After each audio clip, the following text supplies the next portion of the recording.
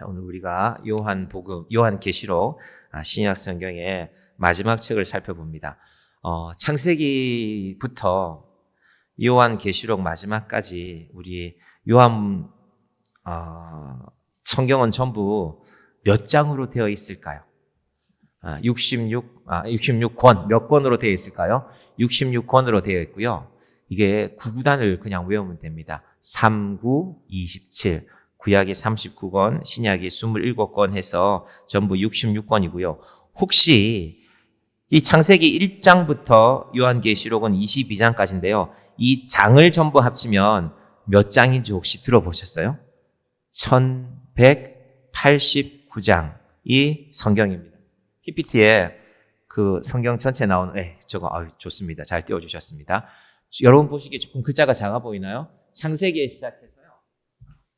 요한계시록까지 66권의 성경책이 있고, 그 각 장수를 더하면은요, 1189장이 된다라는 것입니다. 이게 몇 년 사이에 기록됐냐면요, 약 2000년 동안 기록이 되어졌습니다. 대단하죠. 2000년 동안 기록된 책이 세상에 어디였겠습니까? 그리고 지금 우리에게 이렇게 남겨져서 존재하고 있습니다. 요한계시록 하면요, 여러분 혹시 뭐 떠오르는 거 있으세요? 제가 고등학교 때인데, 고등학교 2학년 이제 겨울 방학이 가까워지고 있을 때요. 고등학교 2학년 겨울 방학이 되면 이제 내년에 뭐 대학을 어디를 가야 될까, 뭐 내 성적이 어떻고 이런 거 생각을 많이 할 텐데, 제가 성적이 별로 좋지가 못했어요. 또 핑계 댈 것도 있었고, 아버지도 몸이 안 좋으셨고, 그래서 이제 주일날 원래는 오후에 학교에 가서 공부를 해요. 요즘 같으면 아마 그런 일이 없을 텐데, 그때는 그렇게 했어요. 고등학교 2학년 2학기 때부터는 주일날도 학교 와서 공부하라 그래서 이제 가야 돼요. 이제 부모님이, 그러면 우리 애는 오전에 예배 드리고 보내겠습니다라고 했어. 버스를 내렸는데 학교를 가기 싫어요. 학교 근처를 두리번 하고 있는데, 오후 1시까지는 학교에 들어가야 되는데, 학교 앞에 큰 예식장이 하나 있었는데, 요한계시록의 비밀 이렇게 딱 적어 놓은 거예요. 제가 들어갔을까요? 안 들어갔을까요? 들어갔죠. 들어가서 쭉 이렇게 들어봤습니다. 지금 생각해 보니까 그게 이단인데 영화도 보여주고 막 666표를 받으면 어떻게 되는지 이런 내용들이 쭉 나왔었어요. 두렵죠. 제가 왜 들어갔을까요, 거기? 내 인생이 내 마음대로 잘 안 되니까. 그렇지 않아요? 요한계시록을 잘 읽어보시면요, 요한이 그걸 잘 알고 있어요. 그때는 물론 영적인 문제로, 신앙적인 문제로 고난받는 사람들이 많았는데, 그건 말고도 우리의 인생이라는 것이, 여러분, 영적인 문제하고 내 삶의 문제하고 딱 떨어집니까? 이건 영적인 문제야, 나는 믿음을 지켜야 돼 하면은, 내 삶의 이런 어려움들은 이건 내 삶의 문제야, 그렇게 되나요? 잘 안 되죠.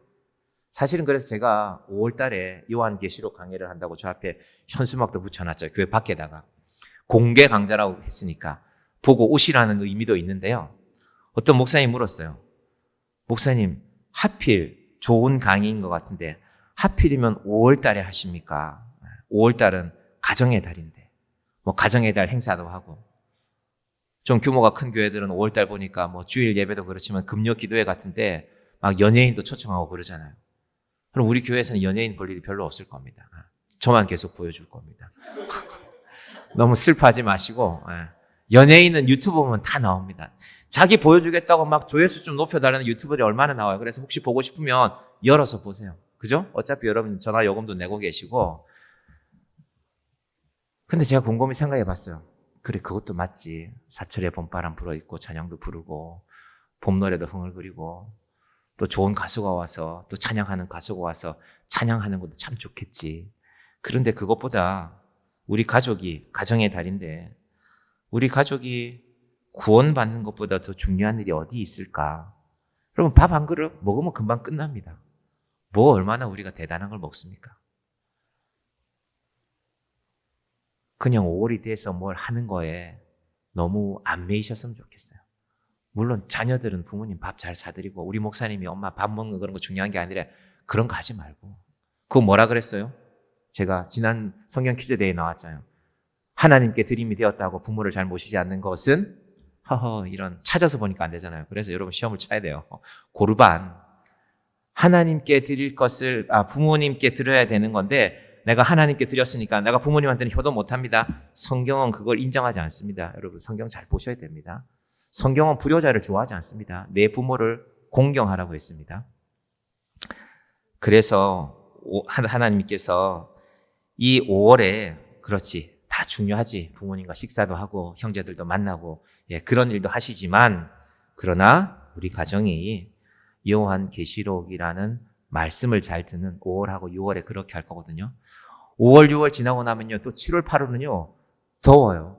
더우면 또 우리가 더워서 잘 못하는 게 많잖아요. 5월에는 분주해서 못하고 2월에는 너무 짧아서 못하고 1월에는 신년이라서 바쁘고 여러분 그렇게 한 해가 지나가 버립니다. 올 한 해가 여러분이 우리가 지금 로마서, 에베소서, 또 마가복음, 요한복음 이렇게 지나왔는데 성경책 한 권 한 권을 붙들고 하나님 올 한 해는 우리 가족이 예수 믿는 우리 온 가족이 믿음 안에 하나 되는 한 해가 되게 하여 주시옵소서. 그렇게 우리가 5월을 보냈으면 좋겠습니다. 그래서 제가 그게 무슨 상관이냐. 5월이 가정의 달이든 가정의 달 아닌 달이 어디 있느냐.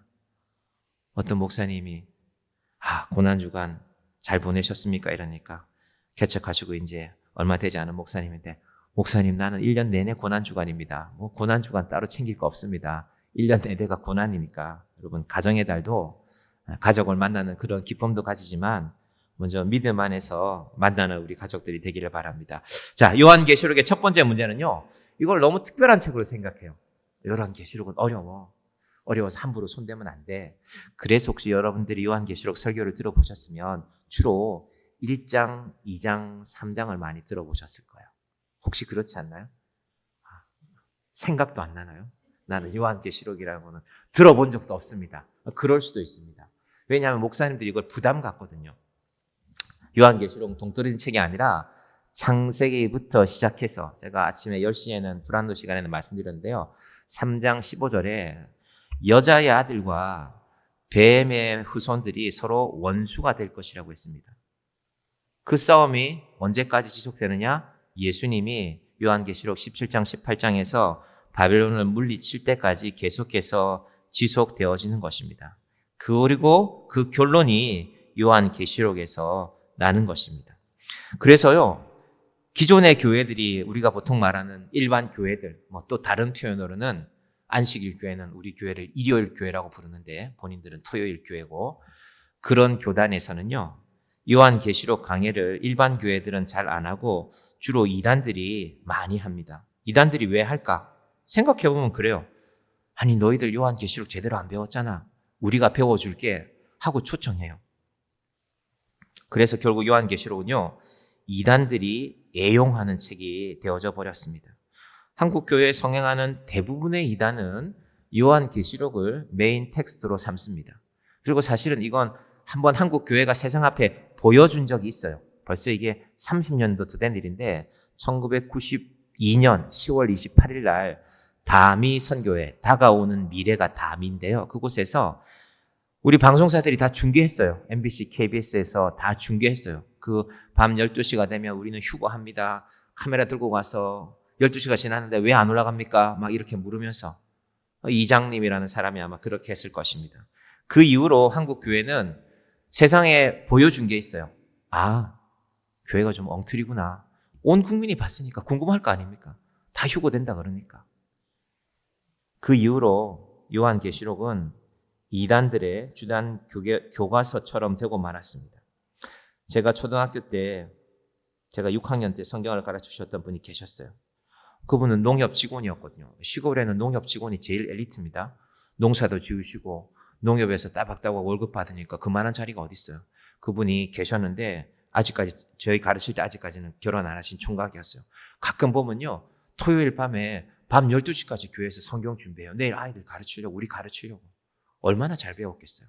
그 똑똑한 분이 공부도 많이 하신 분이 열심히 공부해서 우리를 가르쳤으니까. 그런데 안타깝게도 그래서요. 이분 중매를 누가 섰냐 하면요. 저희 아버지가 중매섰어요. 저희 아버지가 알던 한 또 다른 농협 직원의 농협은행 창구에서 근무하던 분이었는데요. 저한테는 이제 어린 시절에 제가 누나라고 불렀죠. 너무 신실한 사람이었어요. 교회 오면 율동도 잘하고 나는야 친구 대신 예수님과 방글방글 웃으면서 율동하면요. 막 우리가 즐거워져요. 어제 우리가 연습했는데 잘 못했어요. 우리 사실은 우리가 좀 젊긴 하지만 할머니들이잖아요. 할머니들 율동이 잘 안 돼요. 그래서 우리가 큰일이다. 이 젊은 사람이 좀. 저도 어제 요 삐 소리 나는 걸 잡아보려고 여러 번 해봤는데요. 잘 안 돼요. 기도해 주시기 바랍니다. 우리 좀 율동을 좀 할 만한 분들이 오셔서. 우리는 한 번 봐도 까먹어요.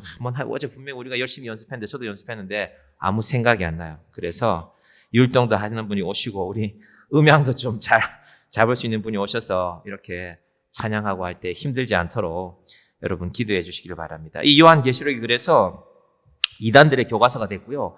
그분이 결국 너무 열심히 성경을 공부하신 것 같아요. 저를 가르친 분이. 이단에 갔어요. 이단에 가셔서 지금 이단 교회 장로님이세요. 꽤 높은 자리에 있어요.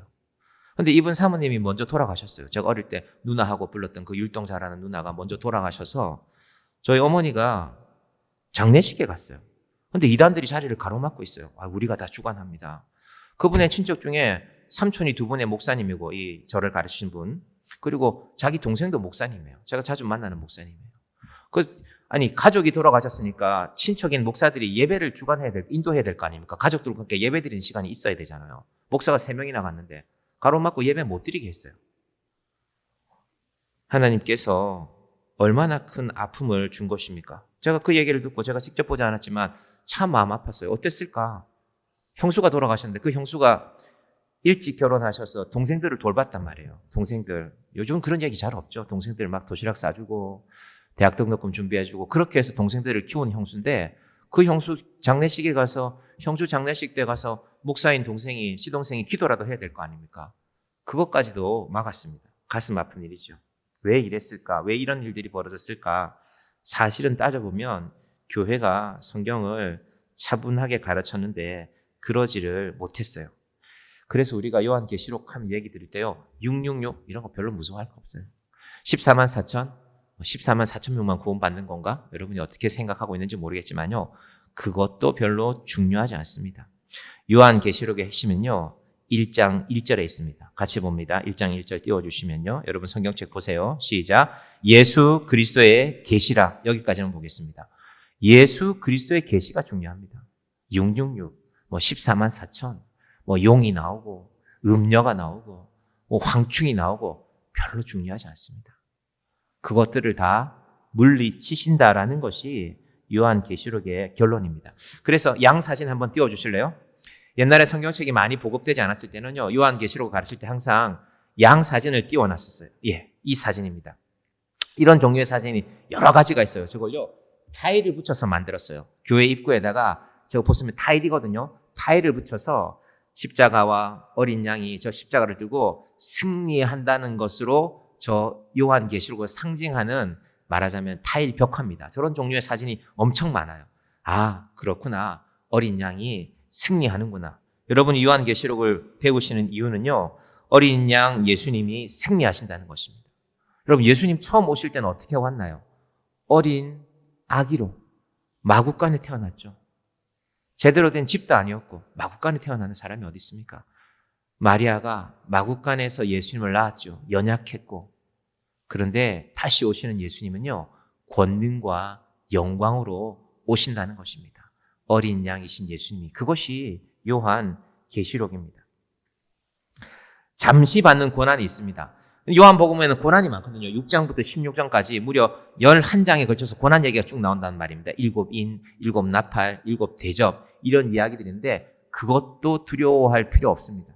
두려워할 필요 없고요. 예수님이 승리하신다. 자, 여러분이 우연히 유튜브를 보는데 월드컵 경기가 하나 나와요. 2006년 월드컵. 2006년 월드컵 혹시 첫 경기가 우리나라랑 어느 나라랑 했는지 기억나세요? 아프리카에 있는 나라인데. 토고라는 나라였는데요. 첫 골을 우리가 먹었어요. 아마 전반전에 먹었을 겁니다. 제가 그걸 교회에서 청년들이랑 같이 보고 있었거든요. 그래서 좀 기억이 생생해요. 교회에서 큰 테레비 앞에서 청년들이랑 20명이 모여서 보고 있는데 막 첫 골에 들어갔을 때 막 이제 예수 믿는 애들이 막 욕도 하고 막 이러면서 에이 이러면서 막 기죽고 이랬는데 그때는 기가 죽었죠. 토고 선수들이 생각보다 잘했거든요. 너무 빠르고 몸싸움을 하는데 우리나라 선수들이 퉁퉁 튕겨서 나가더라고요. 어떻게 됐을까요? 이겼잖아요. 그죠? 후반전에 아마 2골 넣었을 겁니다. 이천수 선수도 프리킥을 했을 것이고 안정환 선수가 아마 꽤 멋있는 골을 넣었을 거예요. 그죠? 저는 그걸 알고 본단 말이에요. 근데 만약에 여러분이 그날 그 경기 후반전을 못 봤다면 막 불안하겠죠. 1대0으로 지고 있구나. 이제 우리는 끝났구나. 저는 알고 있잖아요. 알고 있으니까 염려하지 않습니다. 요한계시록을 보실 때도요. 알고 있으면 됩니다. 두려워할 게 없구나. 예수님이 이기셨구나. 예수 믿는 자는 믿음을 지키는 자는 최후의 승리는 우리의 것이구나. 이것이 요한계시록의 결론입니다. 자, 성경 전체를 보면 그렇고요. 또 하나는요. 요한계시록에서 뭘 알아야 되냐면요. 그래서 요한계시록을 볼 때는 항상 성경을 먼저 기준으로 보셔야 됩니다. 내가 지금 당장 이해되지 않는 것이 있는데 좀 지나가면 나와요. 이게 그 말이었구나. 여러분, 성경은 하나님이 우리에게 성경을 주실 때 내가 얼마나 성경을 어렵게 적었는지 너희들 볼래? 너희들은 아무리 읽어도 몰라. 이렇게 주셨을까요? 하나님이신데.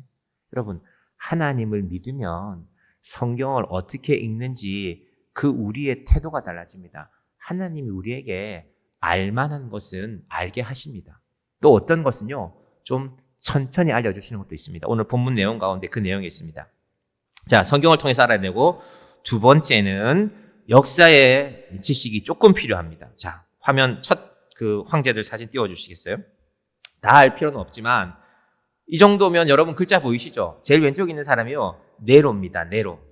제가 언젠가요? 작년 연말쯤인가요? 히브리서 설교할 때 말씀드렸을 텐데요. 히브리서라는 배경에 네로가 등장합니다. 전 네로가 주후 65년경에 로마 시내에 큰 불이 났다고 했죠. 사람들은 자꾸 네로가 불들였을 거야. 왜냐하면 네로가 평소에 그런 말을 자주 했거든요.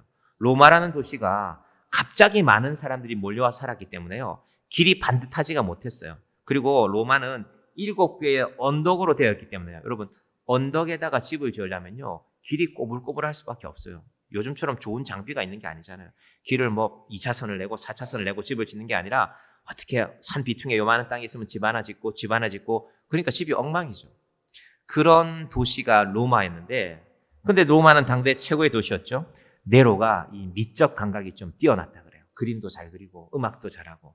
그래서 네로의 마음속에 온 세계의 수도가 로마인데 로마가 이렇게 집들이 볼품 없어서 되겠냐. 건물들이 좀 멋있어야지.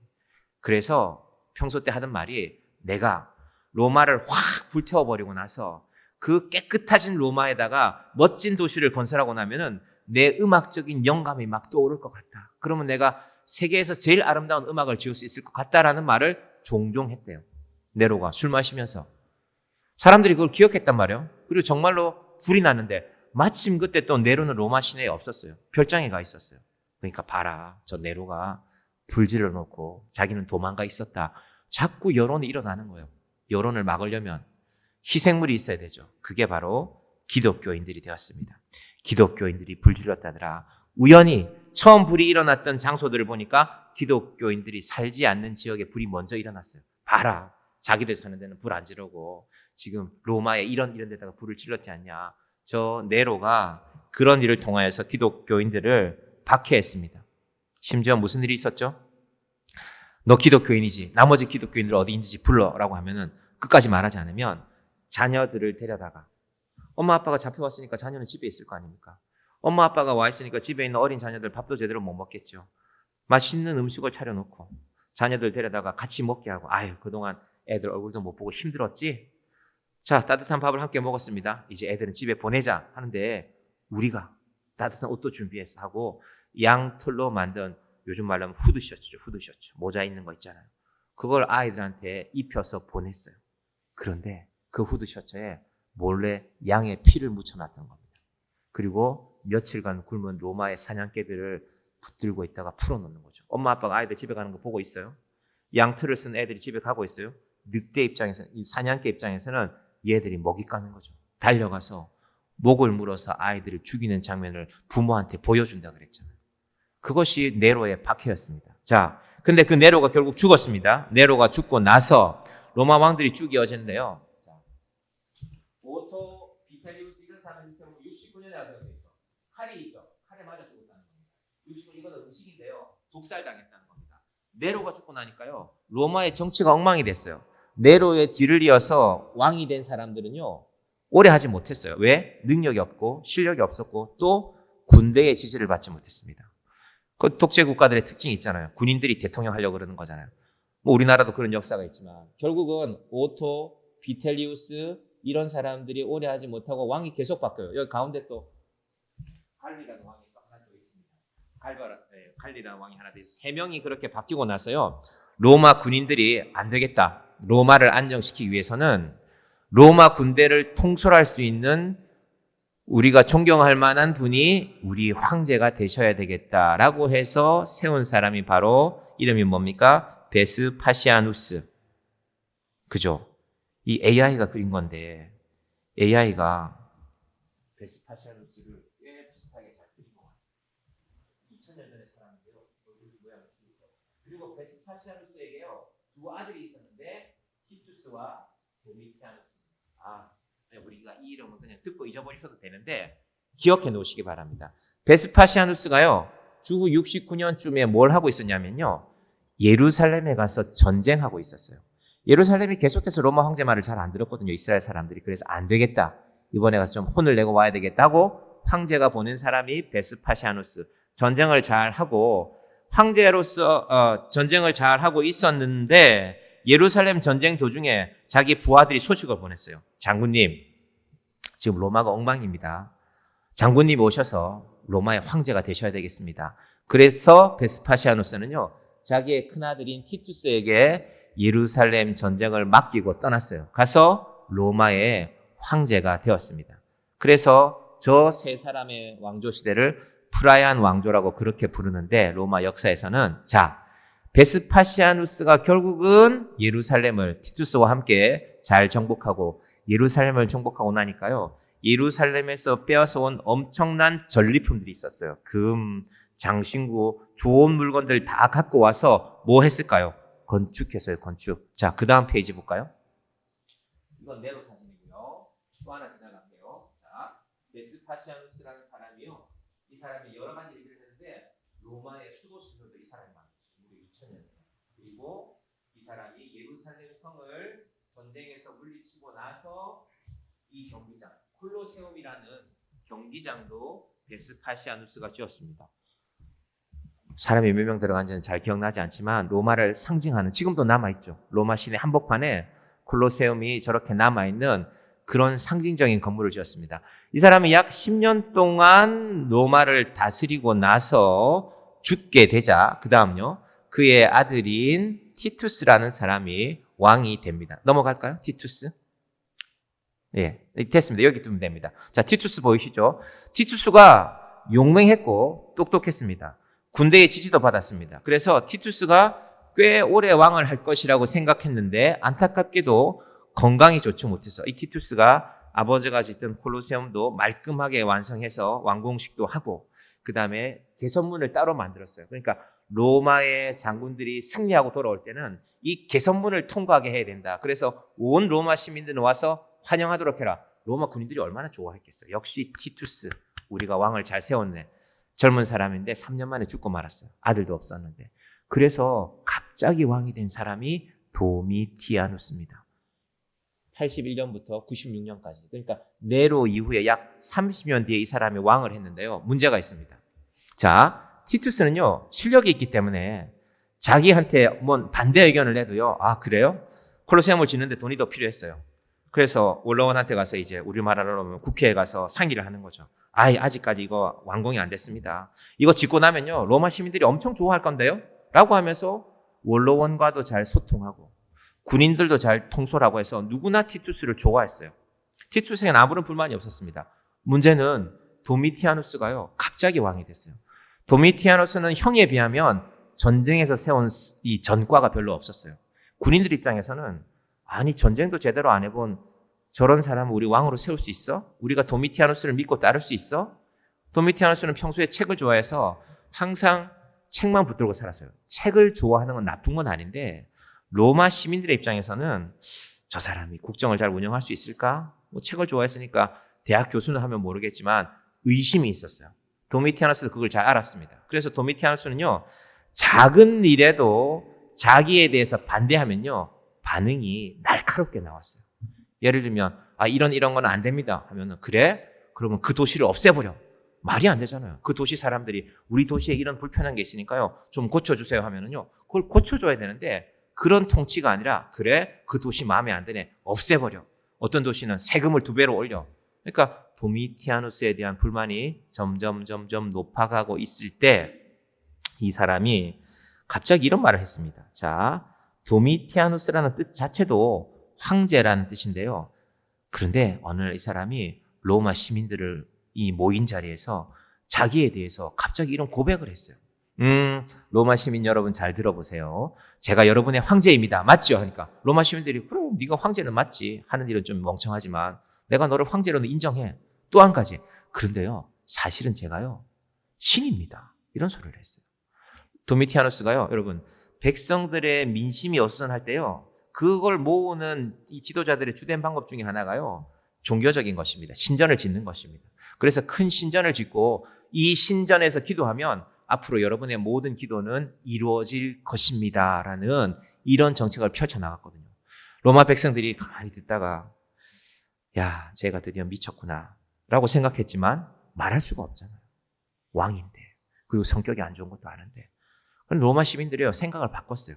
그래, 원래 로마는요 죽고 나면 왕을 신으로 추대합니다. 죽은 황제들은 북한도 그렇잖아요. 김일성, 김정일 이런 사람들 신처럼 여기잖아요. 그래서 저 도미티아누스를 신이라고 했을 때요 로마 원로원들이 생각을 바꿔버렸어요. 아, 그래 신하라 그래라. 어차피 이상한 애인데 지가 신이면 더 잘하겠지. 신이 되면 능력이 있으니까. 그래서 그냥 로마 사람들이 그래 우리 황제를 신으로 인정합시다 하고 박수를 쳐줬어요. 근데 박수를 안 치는 사람들이 있습니다. 누굴까요? 기독교인들. 기독교인들에게 이건 말이 안 되는 이야기거든요. 그래서 도미티아누스와 기독교인들 사이에 갈등이 벌어지기 시작합니다. 아니 온 로마 시민들이 다 나를 신으로 인정하는데 왜 너희들은 나를 신으로 인정하지 않는 것이냐에서 시작해서 기독교를 박해하기 시작했는데 어떻게 박해했을까? 네로가 하는 것을 똑같이 따라했습니다. 네로가 운동 경기장에 사람들 모아놓고 죽였잖아요. 사자밥으로 만들었죠. 어디다 했을까요? 콜로세움. 자기 아버지가 자기 형이 세운 그 큰 경기장에 더 많은 사람들을 모아놓고 사람들을 죽이는 일들이 벌어졌습니다. 여러분 이것이 요한계시록의 역사적인 상황입니다. 티투스에 비해서 역량이 약했던 도미티아누스가 감히 나를 자존심 상하게 해? 내가 신하겠다는데 왜 너희들만 반대하겠느냐? 근데 기독교인들은 너희는 나 외에 다른 신을 두지 말라고 했으니까 우리는 성경 말씀에 따라서 당신을 신으로 인정할 수 없습니다라는 그 대립이 생기게 된 것입니다. 자, 성경적인 관점, 역사적인 관점, 마지막 하나는요. 요한계시록 해석할 때 우리가 주의해야 될 것은요. 신비주의를 조심해야 됩니다. 여러분, 신비란 무엇입니까? 신비? 우리가 다 알 수 없는 일들이 세상에는 있죠. 나는 분명히 그렇게 생각했는데, 나는 분명히 그렇게 확인했는데 알 수 없는 일들이 세상에는 벌어집니다. 신비의 영역이 있죠. 신비를 인정하는 것은 건강한 신앙입니다. 분명히 불치병이었는데 하나님이 낫게 하는 사람들이 있죠. 좀 더 오래 살게 하는 것이죠. 병원에서 생각하는 것보다. 그러나 신비주의는요. 모든 것들을 신비주의에 빠지게 하는 것입니다. 자, 한번 이 말씀을 어떻게 해석하는지 제가 신비와 신비주의의 차이를 보여드릴게요. 지금 요한복음 16장이 거기 없죠. 제가 읽어드릴게요. 들어보세요. 사실은 어제 그런 일이 있었어요. 제가 3년 동안 PPT를 만들 때요. 제가 있는 설교를 간사님에게 보내면 간사님이 PPT를 만들어 보내주셨는데 제가 지난 3년 동안 한 번도 엉뚱한 선교 원고를 간사님에게 보낸 적이 없거든요. 어제는 제가 엉뚱한 걸 보냈어요. 그래서 간사님이 엉뚱한 걸 만들어서 왔어요. 간사님도 평소 때는 여러 번 확인하는데 어제는 아마 그 확인을 못 하신 것 같아요. 그래서 지금 이 본문이 빠져 있습니다. 자, 읽어드릴 테니까 들어보세요. 자, 요한복음 16장 12절에요. 내가 아직도 너희에게 이를 것이 많으나 지금은 너희가 감당하지 못하리라. 예수님이 제자들이 하신 말씀입니다. 자, 내가 아직도 너희에게 이를 것이 많이 있는데, 할 말이 많이 있는데 요한이 기록한 것이죠. 지금은 너희가 감당하지 못하리라. 신천지에서는 이 말씀은요 이렇게 이용합니다. 들어보세요. 봐봐, 여기 너희가 감당하지 못한다 그랬잖아. 요한이 기록했잖아, 성경에. 그러니까 이건 우리한테 와야 알려줄 수가 있어. 이건 우리가 너희에게 알려줘야 되는 거야. 여러분, 그런데 바로 그 뒤에 말씀이에요. 13절에 이렇게 나옵니다. 그러나 진리의 성령이 오시면 그가 너희를 모든 진리 가운데로 인도하시니, 예수님이 지금은 너희가 다 알 수 없지만 성령께서 오셔서 알려주실 것이다. 성령이 곧 와요. 사도행전 2장에서 오거든요. 예수님이 그것을 말씀하신 건데, 그가 스스로 말하지 않고 오직 들은 것을 말하며 장래일을 너희에게 알리시리라. 요한복음 16장 13절을 기준으로 하면 분명히 성령께서 알려주신다고 말하는데, 신천지대에서는 다시 말합니다. 그 오시는 분이 말이야, 바로 우리 교주님이야. 제가 이렇게 말하면은 목사님이 신천지 다녀온 모양이다, 어떻게 저렇게 잘 알지, 뭐 그런 생각할지 모르지만요, 중요한 것은 이것을 그 안에서 자꾸 들으면요 믿게 된다는 거예요. 이걸 달달달달 외우거든요. 봐봐. 지금은 너희가 감당하지 못하리라. 그렇지. 이 요한계시록 우리가 알 수가 없지.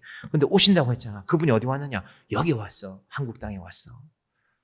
이제 그분이 이제 돌아가실 때가 다 된 것 같은데 어떻게 될지는 모르죠. 자, 하나님의 말씀을 이렇게 악용하는 것이 이 이단들의 아픔입니다. 1절부터 다시 시작합니다. 1절 갑니다. 시작. 예수 그리스도의 계시라. 이는 하나님이 그에게 주사 반드시 속히 일어날 일들을 그 종들에게 보이시려고 그의 천사를 그 종 요한에게 보내어 알게 하신 것이라. 반드시, 속히, 두 단어가 중요합니다.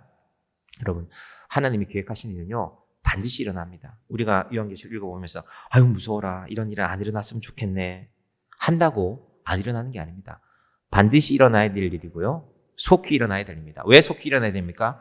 지금 성도들의 상황이 힘들기 때문에. 어젯밤에 비가 조금 내렸는데 농사 짓는 분들은 다 알잖아요. 비가 와야 되는데. 그럼 비가 와야 되는 건 분명한데 반드시 와야 되는데 언제 와야 됩니까? 속히 와야 됩니다. 속히. 비가 1년 뒤에 오면 무슨 소용이 있습니까? 농사를 짓지도 못하는데 물이 없어서.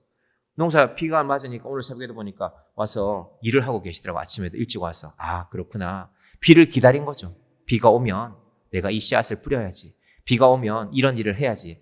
반드시 속히 될 일이 요한 계시록에 말씀드립니다. 여러분, 계시라는 말이요 아포칼립시스인데요. 아포칼립시스라는 말은요 감추어진 것을 벗겨낸다는 것입니다. 예수님이 우리에게 감추어진 것을 보여주시겠다고 합니다. 여러분, 예수님이 보여주신다는데 우리가 왜 자꾸 아유 예수님 너무 어려워요, 너무 힘들어요, 그러지 마세요. 그게 아니라 보여주시겠다고 하면 예수님 보여주세요. 제가 잘 배우겠습니다. 제가 잘 보겠습니다. 제가 지난주였나요? 38년 된 병자에게 예수님이 뭐라고 하셨습니까? 네가 낫고자 하느냐? 그럼 우리는 뭐라고 대답해야 됩니까? 예, 낫고자 합니다. 예, 낫게 해주십시오. 요한계시록을 바라보는 우리의 말씀에 대한 태도도 그렇게 되기를 바랍니다. 아유, 이게 어렵고요, 저게 어렵고요, 이 말씀은 너무 무섭고요. 왜 어려울까요? 잘 모르기 때문에. 우리는 요한계시록을 생각하면은 언제 종말이 오는 거야? 도대체 언제야, 언제? 내가 지금 이 주식을 사야 되나 팔아야 되나, 그러면 그런 관점이 중요한 게 아니라 예수님께서 반드시 오시겠다고 했고, 어떻게? 반드시 오시겠다. 속히 오시겠다. 예수님의 오심을 기다리는 사람들이, 갈망하는 사람들이 있으니까 그렇게 말씀하시는 것입니다. 그래서 요한계시록의 핵심은 바로 이 첫 번째 구절, 예수 그리스도의 계시라. 어떻게 되는가? 반드시 일어날 일이고 속히 일어나는 데 있다는 것입니다. 자, 미래라는 것 때문에 우리가 예언이라는 말을 좀 착각하기를 하는데요. 요한계시록에서 말씀하시는 미래 혹은 예언이라는 의미는 뭐냐 하면요, 하나님이 맡겨두신 것입니다. 지금 한자를 보여드릴 수가 없는데 미리 예자가 아니고요, 맡길 예자입니다. 자, 지금부터 잘 정리해 보세요. 여러분이 은행에 예금하셨잖아요. 그렇죠? 예금, 맡길 예자, 그 돈을 나타내는 조개 패자가 들어가거든요. 맡겼으면 그 돈은 누구 마음대로 써야 됩니까? 여러분 마음대로 써야죠. 여러분이 그 돈을 찾아서 하고 싶은 일이 있으면 하면 되죠. 여러분이 주인 아닙니까? 근데 여러분 돈을 가지고 어떤 사람들이, 나랑 아무런 상관도 없는 사람들이 그 돈은 말이야 이렇게 써야 돼, 저렇게 써야 돼, 그런 일이 있으면 됩니까? 안 됩니까? 안 되죠. 요한계시록의 이 역사를 맡긴 분은요 하나님입니다. 하나님이 맡긴 일이기 때문에 지금은 특별히 요한에게 보여주셨죠. 그래서 하나님의 뜻대로 이루어지는 것입니다. 그래서 요한계시록의 예언은요 미리 예자가 아니라요 맡길 예자라는 그 예언이 사용되어지는 것입니다. 자, 이것이 요한계시록의 시작이라면 2절은 어떻게 되느냐? 2절 같이 봅니다. 시작. 요한은 하나님의 말씀과 예수 그리스도의 증거, 곧 자기가 본 것을 다 증언하였느니라. 어떻게 한다고요? 본 것을 다 증언하였습니다. 본 것을 다. 요한이요. 요한 복음이나 요한 1서, 2서, 3서를 쓸 때는요. 내가 아직 쓸 게 많지만 다 쓰지는 않았다는 이런 말 하거든요. 요한 계시록에는 그런 말이 없습니다. 보여주신 것은 내가 다 기록하였다. 자, 지금 12시 3분인데 오늘 여러분 뭐 피자하고 치킨을 시키다 그랬는데요. 아직 오려면 시간이 좀 남았어요. 제가 시간을 맞춰서 맞춰야 됩니다. 그래서 자, 요한 계시록은 요한이 자기가 본 것을 다 증언하는 것입니다. 다 증언했으니까요. 우리는 다 읽으면 돼요. 하나님께서 이번 5월, 6월 달에 아직 덥지 않고 날씨가 좋잖아요. 선선한 바람도 불고 요한계시록을 다 읽으시기 바랍니다. 잘 읽으시기 바랍니다. 그래서 요한계시록이 이 말씀에 대하여서 복이 있다고 하는데 도대체 무슨 복일까? 3절 이 예언의 말씀을 읽는 자와 듣는 자와 그 가운데 기록한 것을 지키는 자는 복이 있나니 때가 가까움이라. 당시의 시대적인 상황이 담겨 있습니다. 읽는 자라는 건요. 자, 편지를 보냈습니다. 좀 내려가 볼까요? 요한 나오는 부분 보여줄까요? 요한 얼굴하고 그 7 교회 보내는 부분. 그림, 아까 우리 오전에 봤던 거요. 자, 여기 보세요. 이 예언의 말씀을 요한이 지금요, 이 편지를 쓰고 있어요. 도미티아누스가 기독교를 박해하니까 각 지역의 기독교 지도자들이 다 잡혀왔습니다. 잡혀와서 요한은 에베소에서 약 90km 떨어진 반모라는 섬에 잡혀왔습니다. 이때 당시 이분이 나이가 90세가 넘었단 말입니다. 반모라는 섬은 뭐 하는 섬이냐 하면요. 돌을 캐는 섬입니다. 돌을 캐는 섬. 좋은 돌들이 많아요. 화가문 같은 거. 그 돌을 캐서 건축 자재로 쓰는 섬이 바로 반모라는 섬입니다. 도대체 이 할아버지가 90세가 넘으신 분이 어떻게 돌을 캤을까? 자세한 건 알 수 없지만요. 반모 섬에 잡혀가는 대부분의 사람들은 로마 황제의 명령을 따라서 돌을 켜는 일을 했습니다. 어디에 편지를 쓰느냐? 여기 있는 7개의 교회들의 편지를 쓰는데 그런데 그 편지를 어떻게 해요? 한 사람이 두루마리로 말아서 가죠. 편지는 한 부 씁니다. 여러 개 쓰기 어렵잖아요. 말아서 가서요. 먼저 에베소에 전달하는 것입니다. 저 도시의 순서가요. 잘 보세요. 에베소, 서머나, 버가모, 두아디라, 사데, 빌라델비아, 라오디게아. 로마 행정 단위에서 우편물이 전달되는 순서입니다. 우리 동네도 우편 집배원들이요. 자기 그걸 갖고 오면 자기 구역에서 전달하는 순서가 있잖아요. 막 이 동네 왔다가 저 동네 갔다가 그러지 않잖아요. 선을 따라서 오겠죠. 그죠? 이 집에서 쭉 돌고 이 아파트 갔다가 옆에 아파트 갔다가 아마 그 라인이 있을 것인데 사도 요한이 그걸 알고 있어요. 그래서 에베소에 먼저 보내면 나머지 교회들에게도 이 편지가 전달되어지는 것입니다. 그래서 먼저 앞에서 읽어주는 사람이 있고요. 듣는 사람들이 있고 우리 편에는 다 단수인 것 같지만요. 읽는 사람은 한 사람입니다. 단수고요. 듣는 사람들은 독수입니다. 읽는 자와 그리고 듣는 자와 중요한 것 그것을 지키는 자들이 복이 있다. 먼저는 읽어야 되고요. 들어야 되고요. 마지막에는 이 말씀대로 지키면서 사는 자에게 복이 있다고 하였습니다. 복이 있다. 마카로이. 예수님이 마태복음에서 심령이 가난한 자는 복이 있나니 했던 그 마카로이가 사용되어졌습니다. 오늘 여러분이 이 말씀을 읽음으로 들음으로 지킴으로 복 있는 자들이 되시기를 바랍니다. 4절 갑니다. 요한은 시작. 아시아에 있는 7 교회에 편지하노니 이제도 계시고 전에도 계셨고 장차 오실 이와 그의 보좌 앞에 있는 7 영과 순서 좀 이상하지 않아요? 이제도 계시고 이제는 현재인데 전에도 계셨고 전에는 과거인데 장차는 미래 아닙니까? 그러면 우리가 아는 생각으로는 과거가 먼저고 전에도 계셨고 이제도 계셨고 장차 오실 이라고 하면 순서가 맞을 것 같은데 왜 이제가 먼저 왔을까요? 급하니까. 여러분 지금 오늘 해결해야 될 문제 없습니까? 오늘 내가 해결하지 못하면 내가 내일을 맞을 수가 없는데 때로 인생에는 그런 일들이 있죠. 그래서 요한이 알고 있어요. 요한도 지금 급합니다. 90 넘은 할아버지가 저 섬에서 끌려와서 일을 하고 있으니까 얼마나 힘들겠습니까? 뭐 먹을 거 제대로 먹었을까요? 육체의 고통은 없었을까요? 힘드니까. 그런데 저 7 교회에 남아있는 성도들도 힘든 거 아니까 이제도 계시고 하나님이 지금 우리와 함께 하신다. 염려하지 마라. 하나님이 내일 오시는 것이 아니라 지금 너희와 함께 하시는 분이 바로 하나님이시다. 예수님이 지금 너희와 함께 하신다. 여러분, 우리의 믿음이 그 믿음이 되기를 바랍니다. 제가 정영교회 목회하는 가운데 우리가 믿음을 갖는 일을 하고요. 우리 삶의 문제가 사실은 잘 떨어지지 않아요. 그죠? 내가 몸이 아프면 믿음 지키기가 힘들죠. 내가 지금 경제적인 문제 때문에 오늘 내일 하면 그 믿음 지키는 게 쉽지 않습니다. 그래서 한편으로는 저는 그 상황들을 좀 이해해 보려고 제 마음을 애씁니다. 제가 다 이해할 수는 없죠. 제가 어떻게 다 압니까? 때로는 저도 그런 상황에 놓일 때가 있고.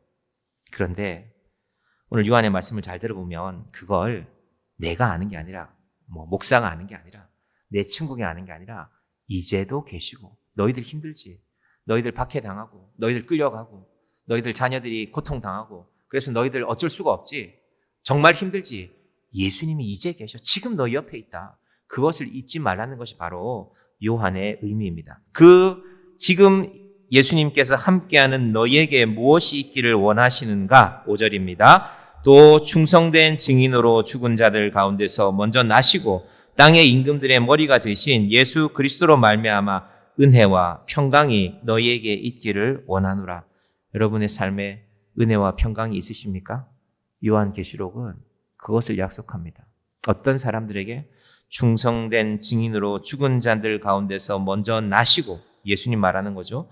땅의 임금들의 머리가 되신 예수 그리스도로 말미암아 예수 안에서 너희에게 은혜와 평강이 있기를 원하노라. 여러분, 남들은 5월달이라고 가정의 달이라고 다 좋아하는데 나는 도무지 그런데 마음 쓸 여력이 없습니다. 인생은 그런 날들이 있잖아요. 그래서 우리가 성숙해진다는 것은요, 우리에게 좋은 일은 다 자랑하고 싶죠. 그럼 사람은 그런 존재입니다. 그런데 우리가 믿음이 조금 자란다는 것은 내가 이런 자랑하고 싶지만 내 곁에 있는 누군가를 바라보니까 내가 그거 굳이 자랑할 거 있나. 내 마음으로 기뻐하면 되지. 여러분, 그래서 입술이 참 중요합니다. 제가 교인들이 목사의 설교를 듣는 것하고 성도들의 대화 가운데 하고 어디에 영향을 받을까? 물론 저는 제 설교에 여러분이 영향을 많이 받으면 좋겠죠. 근데 제가 어느 날부터 좀 생각을 바꿨습니다. 그렇지 않을 수도 있다. 예를 들면 제가 말씀 준비를 잘해서 여러분이 어느 날 말씀의 은혜를 받았는데 누군가의 말 한마디가 그 모든 것들을 깨뜨릴 수도 있습니다. 그래서 여러분, 은혜와 평강은요, 우리가 함께 지켜가는 것인데 예수님이 주신 것을 우리가 지켜가는 것입니다. 그 은혜와 평강이 우리에게 있다면 하나님께는 뭐가 있는가? 6절 봅니다. 그의 아버지 하나님을 위하여 우리를 자라와 제사장으로 삼으신 그에게 영광과 능력이 세세토록 있기를 원하노라. 잘 정리해 보세요. 은혜와 평강이 우리에게 있고 우리에게는 하나님에게는 영광과 능력이 있는 것. 이게 뭡니까? 이게 예배입니다. 예배. 오늘 우리가 이 자리에서 우리에게는 은혜와 평강이, 하나님에게는 영광과 능력이 전해지는 것, 이것이 예배입니다. 자, 7절 봅니다. 볼지어다 그가 구름을 타고 오시리라. 각 사람의 눈이 그를 보겠고 그를 찌른 자들도 볼 것이요 땅에 있는 모든 족속이 그로 말미암아 애곡하리니 그러하리라. 아멘. 여은아, 도착하면 사인을 줘. 왔어? 네, 왔대요. 자, 일단 왔다고 동영하지 마시고 정리를 해야 되니까. 자, 큰일 났네요. 아직 정리가 안 되는데. 자, 그래, 알았어. 세팅 다 되면 한 번 더 올라와줘. 그래. 자, 왔답니다. 자, 구름을 타고 오시리라. 여러분, 이 말씀도요, 뜻밖의 이단은 이걸 잘 인용해요. 구름을 타고 오는데, 여러분, 구름 타고 오시는 예수님 본 적 있어요? 못 봤죠. 이단들은요, 그건 우리 눈에 보이는 게 아니래요. 영적인 것은 우리 눈에 보이지 않기 때문에, 그러면 구름을 타고 오신 분 말고, 그건 영적으로 오시는 분은 예수님이고요. 따로 오신 분이 있대요. 그분이 누구라고요? 교주님. 그분이 교주님이래요. 네. 제가 어제 이거 전공하신 목사님이랑 그분 책을 보고 공부를 많이 했어요. 예수님은 영적으로 오시는 거다. 구름 타고 오시는 분 보지 못한다. 너 구름 보이냐? 구름 안에 가려져 있는데 보이냐? 큰 비행기가 숨어 있어도 안 보이는데 육적으로 오신 분이 있다. 그분이 우리 교주님이야. 그런데 여러분 이 말씀요. 구약에 다 나와 있는 겁니다. 다니엘서 읽어드릴게요. 여기까지만 할게요. 들어보세요. 다니엘서 7장에 보시면요. 내가 또 밤 환상 중에 보니 인자 같은 이가 구름을 타고 와서 구름을 타고 오는 분이 있네요. 다니엘이 다 봤어요. 옛적부터 항상 계신 이분은 하나님입니다. 구름 타고 오시는 분은 예수님. 옛적부터 항상 계신 분은 하나님. 나아가 그 앞으로 인도되며 왜 나갔느냐요? 할 일이 있으니까. 자, 어떤 일이냐? 다니엘 7장 14절.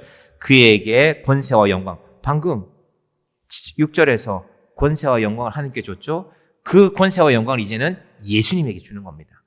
하나님께서 구름을 타고 오신 예수님에게 그에게 권세와 영광을 주고 모든 백성과 나라들과 다른 언어로 말하는 모든 자들이 그를 섬기게 하였나니 예수님께서 그 권세를 받으시고 모든 사람들이 예수님을 섬기게 하신 것이 다니엘서에 이미 등장했고 그 내용을 그대로 계시록에서 인용하고 있는 것입니다.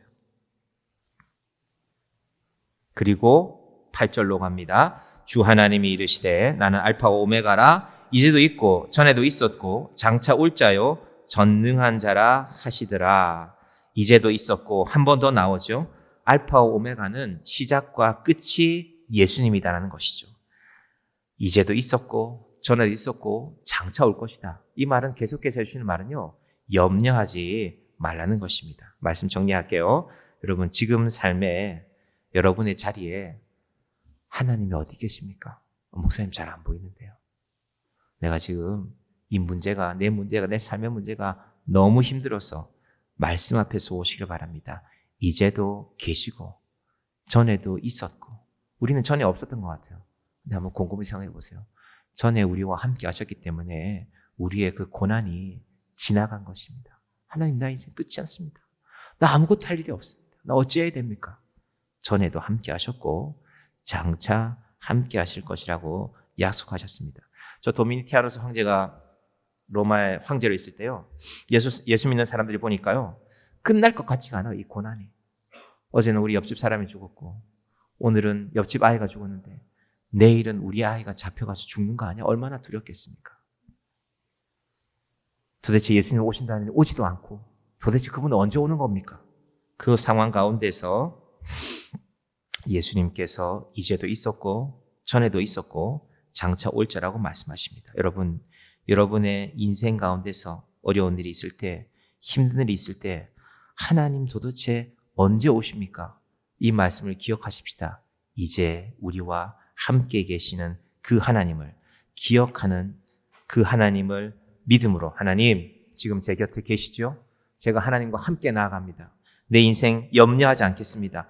승리에 약속하신 분이 예수님이신데 내가 왜 염려만 하며 살아야 됩니까? 그리고 저는 이 요한계시록의 결론을 오늘 이렇게 몇 가지로 정리하겠습니다. 첫 번째는 요한계시록은 우리에게 두려워하는 말이 아니라 예수 그리스도의 계시입니다. 여러분 예수님을 믿는데 뭐가 그렇게 두려워할 일이 많습니까? 여러분 어린아이가 이제 갓 태어난 지 얼마 안 된 아이가 엄마가 옆에 있는데 지가 배가 고파요. 그래서 혼자 생각합니다. 우리 집에 지금 우유가 있나? 어떡하지? 우유가 없으면. 어제 우유 그거 임페리얼 맛있었는데 오늘도 그 분유를 좀 타서 주려나? 물 온도를 엄마가 좀 적당하게 맞추시려나? 여러분 아이가 그런 염려를 하고 있다고 생각해 보세요. 엄마가 옆에 있는데 아이는 엄마만 있으면 됩니다. 그래서 아이는 엄마를 부르는 것입니다. 엄마, 엄마. 그 두 마디면 되는 것입니다. 여러분의 인생에 온 세상 고난 여러분이 다 지고 가십니까? 해결 안 되잖아요. 물고기를 갈릴리 바다에서 평생 물고기 잡았던 베드로와 그 어부들이 던졌는데 한 마리도 건지지 못했잖아요. 예수님께서 알려주셨습니다. 너희 하던 대로 하지 말라고. 우리의 믿음이 하던 대로 하는 믿음이 되지 않기를 바랍니다. 말씀을 펼쳐서 읽고 그때는 들려줘야 읽는 거지만 지금 우리가 읽을 수 있잖아요. 우리 앞에 성경책이 있는데 읽고 이 말씀이 계시된 대로 지키는 여러분들에게 복이 있기를 주님의 이름으로 간절히 축원드립니다. 기도하겠습니다. 하나님 아버지 감사합니다. 5월 가정의 달이 되었습니다. 세상에서도 여러 가지 행사들이 있고 또 우리 가족들의 모임도 있고 또 교회 안에도 이런저런 분주함들이 있는 5월입니다. 하나님, 그러나 이 5월의 주인은 우리 하나님이십니다. 내가 무언가를 계획하고 내가 무언가를 생각하고 내가 하고 싶은 것들을 하는 것이 우선이 아니라 하나님께서 사랑하는 우리의 가족들이 믿음 안에서 예수 안에서 이제도 계신 예수 그리스도를 믿는 믿음의 가족들이 되게 하여 주시옵소서. 하나님 아버지, 5월과 6월 2달 동안에 요한계시록 말씀을 잘 배우게 하여 주시고 내 생각대로 믿지 말고 말씀대로 믿고 이 말씀을 읽고 듣고 지키는 자들이 되게 하여 주시고 그러한 자들에게 복이 있다고 하였사오니 아버지 하나님, 말씀을 읽을 때 우리에게 복이 되게 하여 주시고 말씀을 들을 때 복이 되게 하여 주시고 말씀을 지킬 때 하나님의 놀라운 은혜와 평강이 우리 인생 가운데 함께하여 주시옵소서. 예수님의 이름으로 기도드립니다. 아멘.